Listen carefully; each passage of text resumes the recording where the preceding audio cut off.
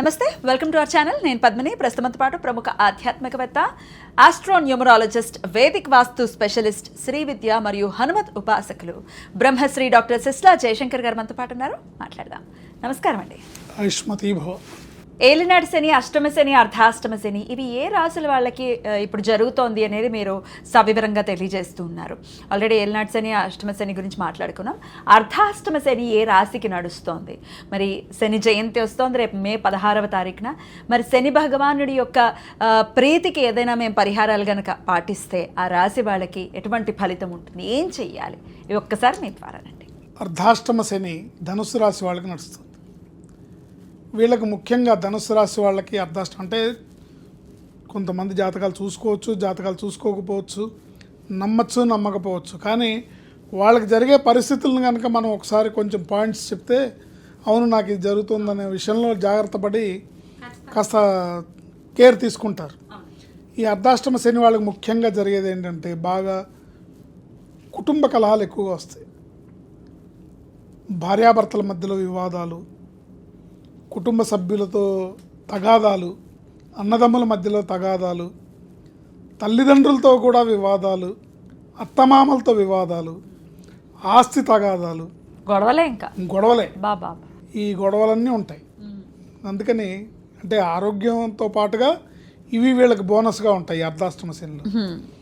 వీటిని వీళ్ళు నివారించుకోవడానికి చాలా జాగ్రత్తగా నోటిని అదుపులో పెట్టుకొని కాస్త మాట్లాడేటప్పుడు చాలా జాగ్రత్తగా మాట్లాడుతూ, పొదుపుగా మాట్లాడుతూ, ఒక మాట నోట్లోంచి వచ్చేటప్పుడు, బయటకు వచ్చేటప్పుడు జాగ్రత్తగా దానికి ఫిల్టర్స్ వేసి ఆలోచించి మాట్లాడడం సూచించదగిన అంశం. అట్లాగే ఖర్చులు కూడా వీళ్ళకి విపరీతమైన ఖర్చులు పెరుగుతాయి. వృధా ఖర్చులు ఉంటాయి. డబ్బు నీళ్ళలాగా ఖర్చు అయిపోతుంది.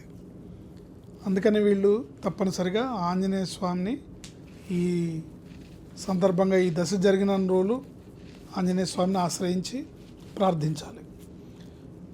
ముఖ్యంగా శనివారం నాడు మరియు మంగళవారం, శని, ఆదివారం, మంగళవారం ఈ 3 రోజులు కూడా ఆంజనేయ స్వామిని ఆకుపూజ చేయించుకొని ఆంజనేయ స్వామికి తీపి బూందీని నివేదించాలి. తీపి బూందీ,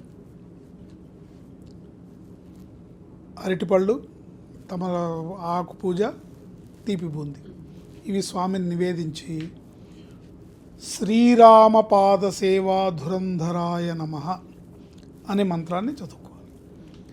శ్రీరామపాద సేవా ధురంధరాయ నమః అంటే శ్రీరాముడికి ఈయనని మించిన భక్తుడు లేడు. ఈయన చేసినంత సేవ ఎవరు చేయలేరు.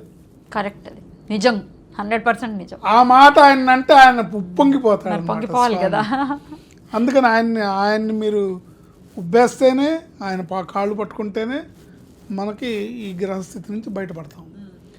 శ్రీరామపాద సేవా ధురంధరాయ నమః అనే మంత్రాన్ని వీలైనన్ని ఎక్కువసార్లుగా 108 సార్లకు తగ్గకుండా చేసుకుంటే మంచిది.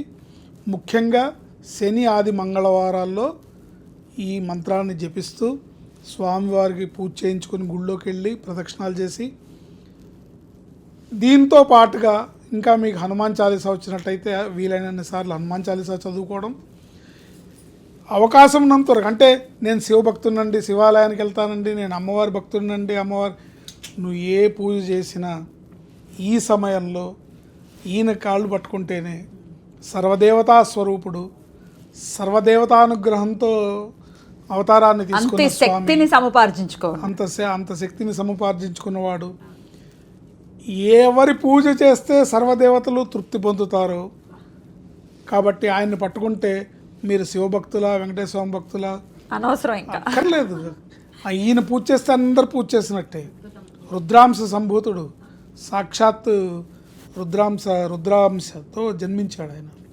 కనుక శ్రీరామపాద సేవా ధురంధరాయ నమః అనే మంత్రాన్ని జపించుకోవడం, తీపి బూందీని, అరటిపళ్ళుని స్వామికి నివేదన చేయడం. నెక్స్ట్ కామన్గా మనం ఇంతకుముందు కూడా చెప్పుకున్నట్టుగా పేదవాళ్ళకి, అన్నార్తులకి లేని వాళ్ళకి స్వీట్స్, ఆహార పదార్థాలు, కూల్ డ్రింక్స్, మజ్జిగ, లస్సీ మీరు ఏమిస్తారు వాళ్ళు హ్యాపీ ఫీల్ అయ్యేటట్టుగా ఇవ్వగలిగితే చాలా చాలా చాలా అనుగ్రహం లభిస్తుంది. తద్వారా ఈ అర్ధాష్టమ శని ప్రభావం నుంచి బయటపడగలుగుతారు. ఇంకో సంవత్సరం పాటు అయితే ఖచ్చితంగా ఉంది కాబట్టి ఖచ్చితమైనటువంటి జాగ్రత్తలు తీసుకోవాలి. ఎన్నిసార్లు ఆ మంత్రం చేయమంటారండి? నా సజెషన్ అయితే 108 సార్లు, ఓ 10-15 నిమిషాల కన్నా ఎక్కువసేపు పట్టదు. అలవాటు అయిపోతే 10 నిమిషాల లోపే అయిపోతుంది. 8 నిమిషాల్లో మాక్సిమం కంప్లీట్. అలవాటు అవ్వాలి కొంచెం. శ్రీరామపాద సేవా దురంధరాయ నమః, శ్రీరామపాద సేవా దురంధరాయ నమః, శ్రీరామపాద సేవ. శ్రీరామానంగానే అక్కడ ఆయన యాక్టివేట్ అవుతున్నాడు. సో వెంటనే ఆ అనుగ్రహం లభిస్తుంది. తప్పకుండా మీరు ఈ అర్ధాష్టమ శని ప్రభావం నుంచి బయటపడి గొడవలు, చికాకులు, ఇబ్బందులు లేకుండా ముందుకు వెళ్ళగలుగుతారు. వృధా ఖర్చులు తగ్గుతాయి. ప్రతి రూపాయిని జాగ్రత్తగా వాడుకోవాలి. ప్రతి రూపాయి ఖర్చు పెట్టేటప్పుడు 1కి 10 సార్లు ఆలోచించాలి. ప్రతి మాట మాట్లాడేటప్పుడు 1కి 10 సార్లు ఆలోచించి మాట్లాడాలి. ఒకవేళ శని అమావాస్య అంటే 16వ తారీఖు మిస్ అయితే మళ్ళీ ఇప్పుడు చేసుకోవచ్చండి. ప్రతి శనివారం చేసుకుంటే మంచిది. అంతగా ఈ దశ మీకు అయ్యే వరకు ప్రతి శనివారం చేసుకోవడం మంచిది. రైట్, చాలా చక్కగా తెలియజేశారండి. ఖచ్చితంగా శని రీత్యా మేము బాధపడిపోతున్నాము, ఎప్పుడు వెళ్ళిపోతుందో అని చాలా ఇట్లా మాట్లాడుతూ ఉంటారు. శని కర్మకారకుడు, నువ్వు ఏ పని చేస్తే దానికి రిజల్ట్స్ ఇస్తాడు. పాపం ఆయనదే ఉంది, అంతే కదా సార్. సో ఆయన మనం చేసే పనిలో నిజాయితీ ఉండాలి. ఆ నిజాయితీ అయిన పనులే నేను చెయ్యాలి అనేటట్టుగా కూడా స్వామిని అనుగ్రహించమని కోరుకోవాలి. ఇంగ్లీష్లో ఒక సామెత ఉంది, if you are not discipline someone will put you in discipline. ఎందుకు అంతదాకా మనమే not discipline someone will put you in discipline. ఎవరో రావటం ఎందుకు, మన డిసిప్లైన్గా ఉంటే అయిపోతుంది. సో మన జీవితంలో వస్తాడు ఆయన, వచ్చాడు, నేను డిసిప్లిన్లో పెడతాడు, నువ్వు డిసిప్లిన్గా ఉండు, సరిపోతుంది. దీనికి భయపడాల్సిన అవసరం లేదు. రైట్, శరణు వేడటమే, తద్వారా అనుగ్రహం లభిస్తుంది. అలా లభించాలి ధనుసు రాశి వారికి అని మనస్ఫూర్తిగా కోరుకుంటూ చాలా చక్కగా తెలియజేశారండి. కృతజ్ఞతలు. నమస్కారం అండి. ఆయుష్మతి భవ.